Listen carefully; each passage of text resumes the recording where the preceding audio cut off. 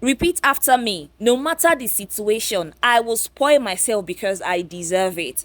I mean, what better way to enjoy a raining day than a bowl of hot catfish pepper soup? Especially with friends and family. Pepper soup that would chase cold and fever away. You can also diversify by enjoying it with some white rice. Tell me, lovers, what better way to spoil yourself than feeding well? First, you're going to wash your catfish thoroughly. Now, this is where I have problem with some people. Some don't know how to clean their catfish well, whilst others are too lazy.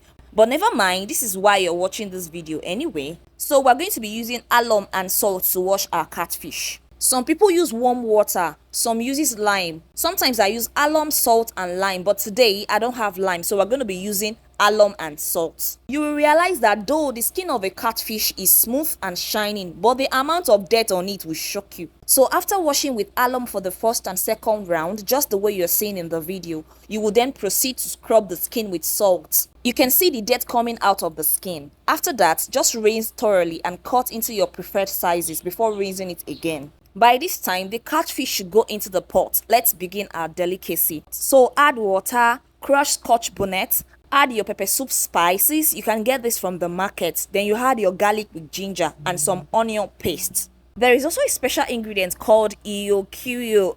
I don't know the English name. I don't even know if I'm pronouncing it well. But this is an Igbo spice recommended by the market woman. It gives the pepper soup extra flavor. Not to be eaten though. You will remove it once you're done cooking. Then continue to season. Add crayfish and extra water. Mix to make sure the ingredients are well combined. Then you can now add your plantain. You know, something extra to eat the pepper soup with. Some people will add yam or potato. It depends on you. So cover and let it cook for about 10 to 15 minutes. And by the time you are opening it again, add your saint leaf. Oh my god, this is the best pepper soup I've ever made in my life.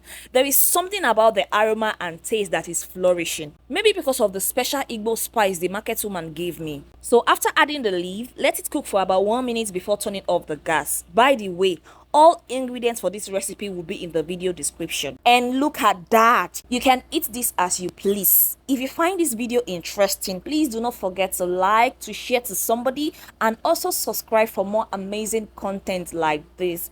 I'll see you soon. I love you all. Bye bye.